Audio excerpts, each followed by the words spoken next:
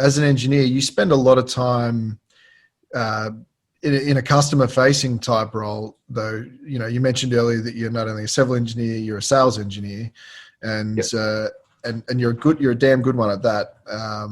And an important part of any role in any organization is the ability to be able to relate to people, right? So, but there seems like there's some sort of stereotype about engineers where, generally engineers are a little bit rigid in their ways and a little bit introverted. Why do you think that is? Why do you think that stereotype has been? Well, we're squareheads.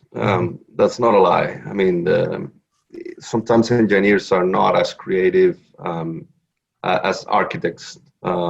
Just as an example, there's an old saying that the engineer and architects do not get along, and it's quite that exactly what you're talking about. We try to go more at a practical approach, theoretical approach, and not so more as imagination or creativity. But with regards to customer approach, if you're a person that you do not have empathy, you will never be able to deal with customers successfully, because a lot of this, very often I get phone calls and it's someone that doesn't know anything about a purlin or purlin thickness or how to measure.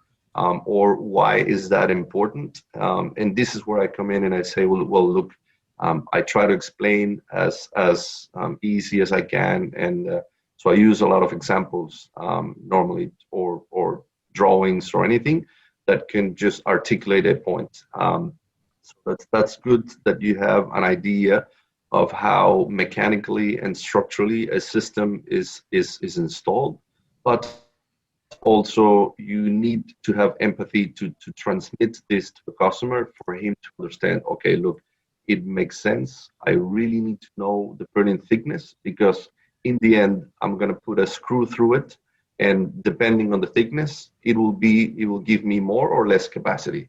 And that's why we play around with spacings, and also we have to consider different factors such as the rail deflections.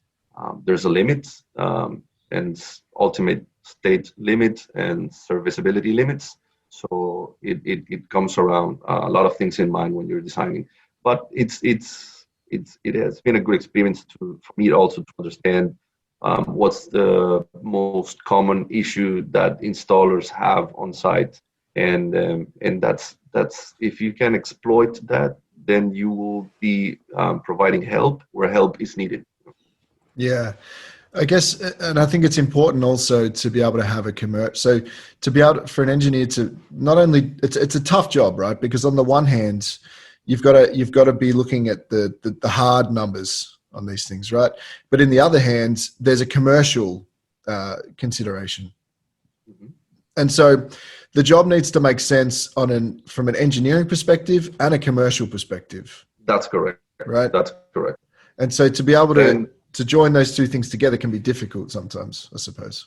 And a lot of times customers understand perfectly when you recommend them another type of system that would be either more efficient or will suit to their needs more. But it's a challenge, and every day I learn new things. And I think that the solar industry is developing at a good pace. We're now seeing panels way more efficient than before, close to 600 watts right now.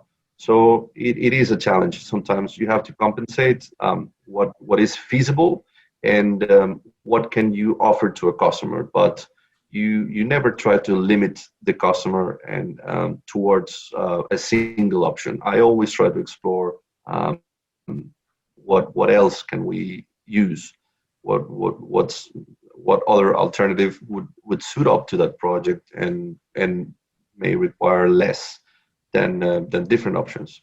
That's a good point regarding the panels. They're getting more efficient, definitely, but they're getting longer too.